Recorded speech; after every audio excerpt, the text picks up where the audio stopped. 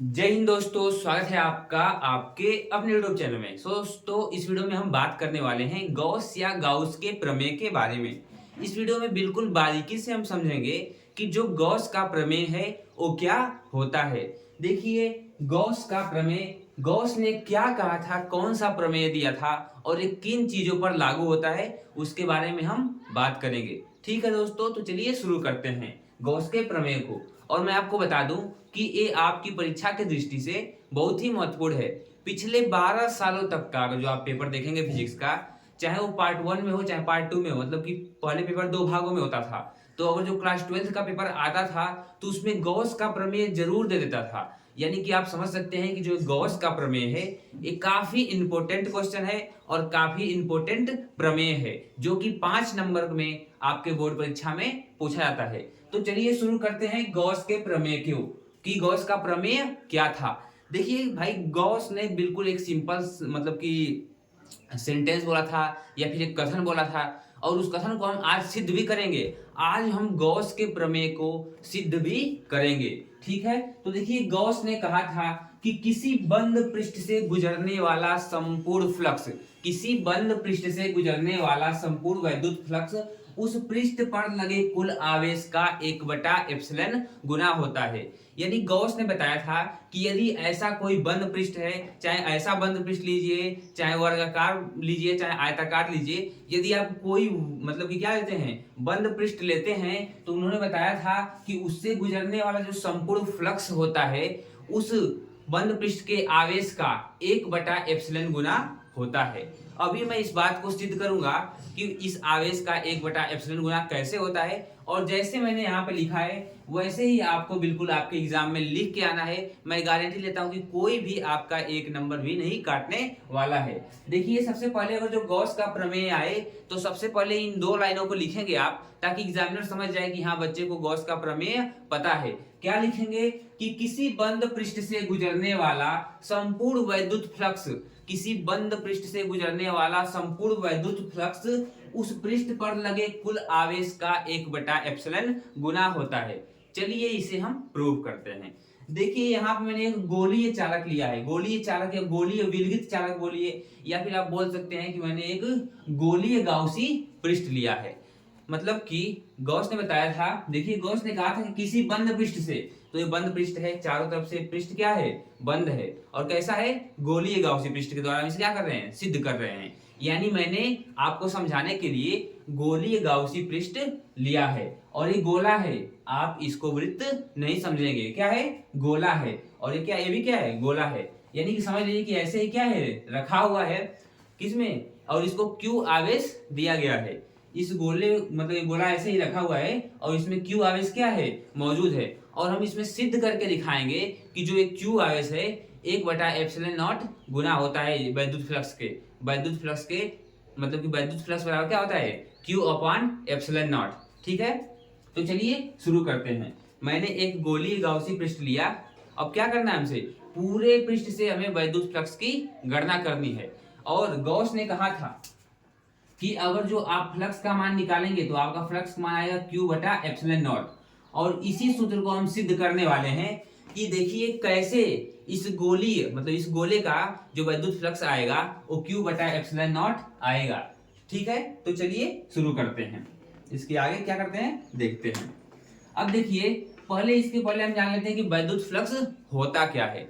देखिए, वैद्युत फ्लक्स की जो परिभाषा होती है वो सिंपल भाषा में होती है कि एक समान विद्युत क्षेत्र में यदि आप किसी वस्तु को रखते हैं तो उसके संपूर्ण क्षेत्रफल से गुजरने वाला जो वैद्युत क्षेत्र रेखाएं होती हैं उस पृष्ठ से संबंधित वैद्युत फ्लक्स कहलाती हैं।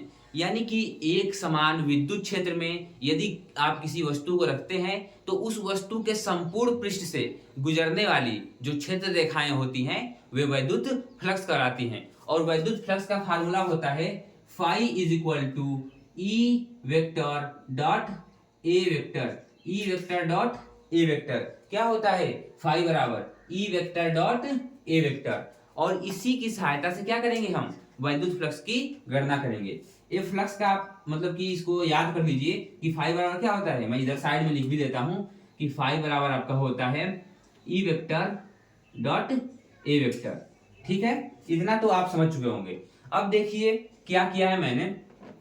अब गॉस ने कहा था कि मुझे संपूर्ण पृष्ठ से, मुझे क्या करना है, इस बंद पृष्ठ से, इस पूरे संपूर्ण बंद पृष्ठ से फ्लक्स की गणना करनी है।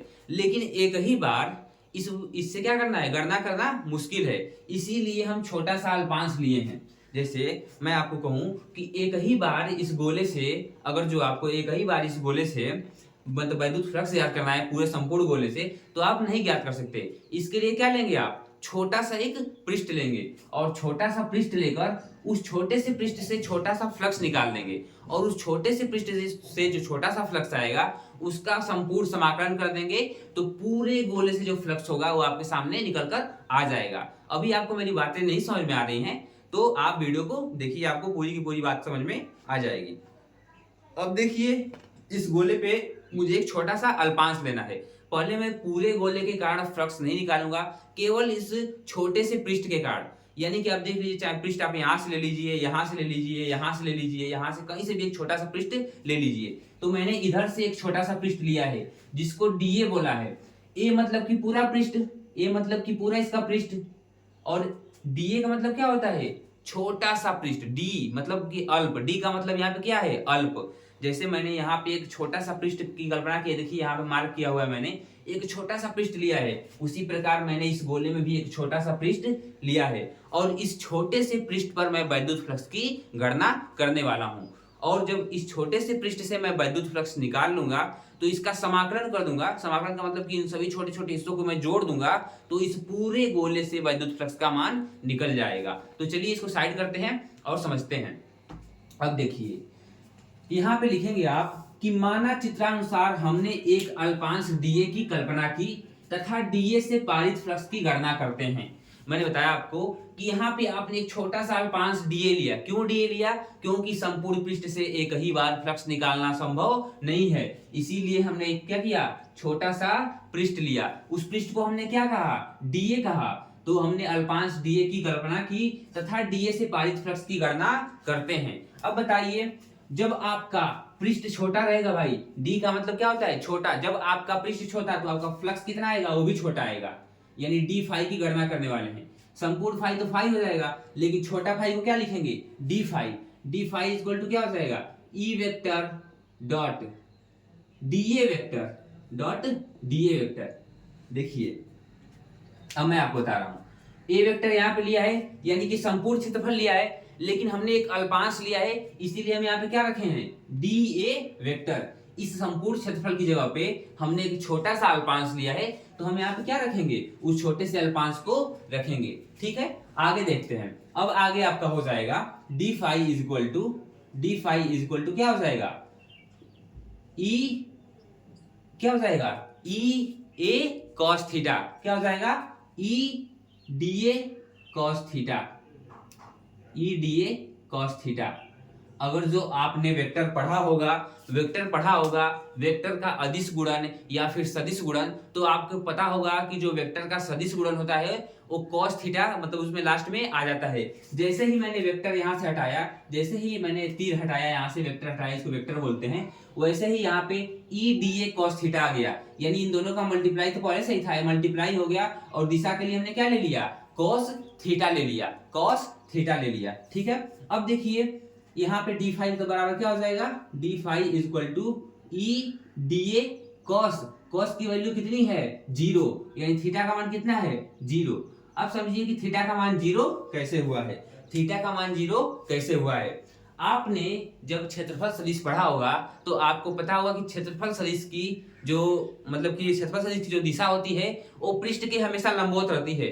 और जो मान लीजिए कि आप एक आयताकार पृष्ठ ले रहे हैं या आयताकार पृष्ठ ले रहे हैं, तो इससे जो निकलेगा क्षेत्रफल सदिश वो बाहर की तरफ क्या होगा, निकलेगा। उसी प्रकार आपने गोले में क्या किया है, एक अल्पांश लिया है, तो क्षेत्रफल सदिश कहाँ निकलेगा, गोले से ऐसे बाहर निकलेगा। उसकी दिशा कहाँ रहेगी, आपकी तरफ ऐसे, ठीक है, आपकी तरफ होगी। और साथ ही में जो विद्युत क्षेत्र की दिशा है वो भी क्या है, इसके लंबवत ही, वो भी ऐसे ही जा रही है। आप देख सकते हैं यहाँ पे जो Q से E वेक्टर की दिशा है, यानी विद्युत क्षेत्र की तीव्रता की दिशा है, वो भी उधर ही है, और जो DA वेक्टर की दिशा है, जो क्षेत्रफल सदिश की दिशा है, वो भी इधर ही है। यानी कि जो Q आयस बीच में रखा हुआ है, उसके कारण विद्युत क्षेत्र की तीव्रता आपकी दिशा में है, और जो डीए वेक्टर की दिशा है यानी क्षेत्रफल सदिश की दिशा है वो भी आपकी ओर है और दोनों समांतर हैं, इसीलिए जो थीटा का मान हो जाएगा क्या हो जाएगा 0 हो जाएगा। ठीक है, अब देखिए यहां से क्या हो जाएगा, तब डी फाई बराबर आ जाएगा आपका D phi is equal to E D ए।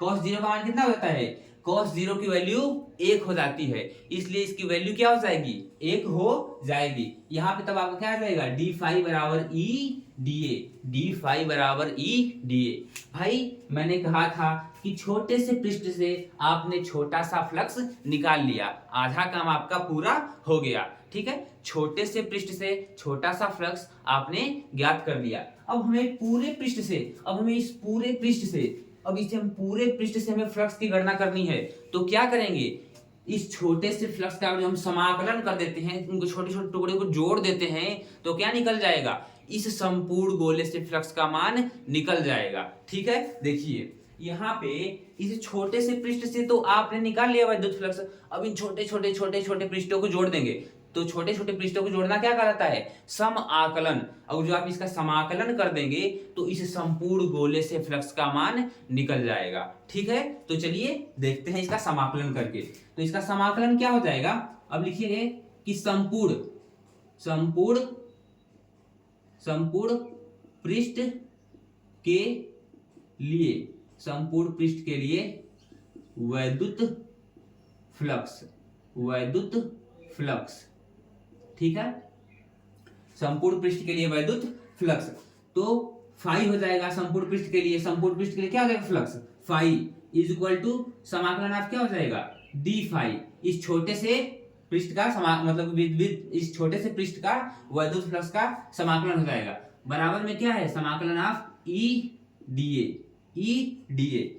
रुक जाइए मैं एक बार वीडियो चेक कर लेता हूं, क्योंकि नेक्स्ट टाइम जब वीडियो चल रही थी तो रुक गई थी 7 मिनट के बाद, अपने आप पता नहीं क्यों वीडियो रुक जा रही है। काफी कोशिश की थी मैंने, कल 2 बार वीडियो बनाया था फिर भी ब्रेक हो गया। चलिए एक बार देख लेते हैं, उसके बाद से इसको आप लोग देखिए, मैं एक बार वीडियो चेक कर लेता हूँ। हाँ सही चल रहा है। अब देखिए यहाँ पे आपने समाकलन कर दिया इसका, अब बताइए हमको फाई बराबर क्या आ जाएगा आपका, फाई बराबर आ जाएगा समाकलन ऑफ डी फाई, तो खत्म हो जाएगा, मतलब डी फाई बराबर है चाहे इसका कीजिए चाहे इसका कीजिए, यानी इसका करेंगे पदों में है, तो समाकलन ऑफ क्या हो जाएगा, संपूर्ण समाकलन ऑफ क्या हो जाएगा ई डी ए। अब बताइए भाई, अब इधर करते हैं, इस साइड करते हैं आप लोगों की आसानी के लिए। अब हम करेंगे फाई बराबर संपूर्ण समाकलन ऑफ ई डी ए, इसी बात को मैंने यहाँ पे लिखा है। अब बताइए ई कांस्टेंट है, क्योंकि जो वैद्युत क्षेत्र की तीव्रता होती है उसका मान नियत होता है, तो ई को हम समाकलन से बाहर निकाल देंगे, यहाँ पे क्या लिख देंगे, तब फाई बराबर हो जाएगा ई संपूर्ण समाकलन ऑफ डी ए। अब किसका डिफरेंशिएशन करना है, तो इस छोटे से पृष्ठ का, यानी इस छोटे से पृष्ठ को छोटे छोटे छोटे छोटे छोटे पृष्ठों को मिला के संपूर्ण पृष्ठ का आप क्या करेंगे समाकलन कर देंगे, तो संपूर्ण पृष्ठ के लिए क्या हो जाएगा फाई बराबर ई, और डीए का मान क्या रख सकते हैं आप, तो डीए का समाकलन होता है, समाकलन ऑफ डीए क्या होता है 4 पाई आर स्क्वायर। पूछिए कैसे 4 पाई आर स्क्वायर होता है, क्योंकि गोले का संपूर्ण पृष्ठ आपको लेना है, गोले का संपूर्ण पृष्ठ आपको लेना है, तो संपूर्ण पृष्ठ का क्षेत्रफल क्या होता है 4 pi R square, 4 pi R square, इसलिए इसका समाकलन क्या हो जाएगा 4 पाई आर स्क्वायर। तो यहाँ पे क्या रखेंगे डॉट में, या फिर आप गुणा कर दीजिए 4 पाई आर स्क्वायर। अब बताइए भाई ई को आप क्या लिख सकते हैं, ई बराबर होता है 1/4 pi epsilon naught Q upon R square.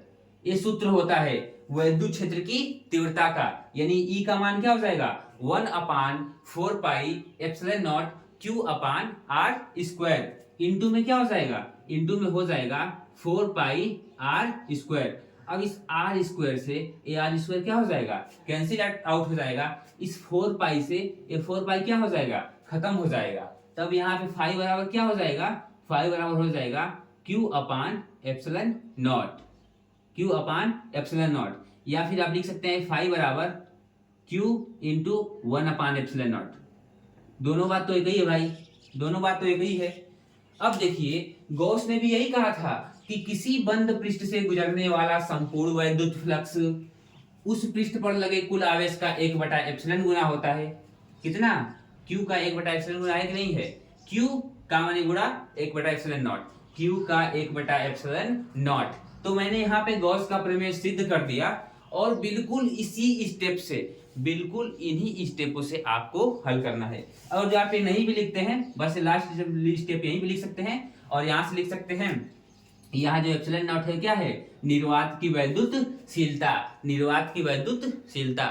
I hope दोस्तों आपको गॉस का प्रमेय बिल्कुल अच्छे से समझ में आया होगा। वीडियो के कमेंट सेक्शन में कमेंट करके बताइएगा कि वीडियो आपको कैसी लगी और कैसा मेरा मेथड लगा बताने का। अगर जो आपको समझ में आया होगा तो आप जरूर लाइक करेंगे, कमेंट करेंगे, शेयर करेंगे और चैनल को सब्सक्राइब करेंगे। मिलते हैं नेक्स्ट वीडियो में, तब तक के लिए जय हिंद। इस क्या कीजिए, इसका पूरा का पूरा स्क्रीनशॉट ले लीजिए, ठीक है। आई होप आपने स्क्रीनशॉट ले लिया होगा। चलिए वीडियो को एंड करते हैं। Bye bye.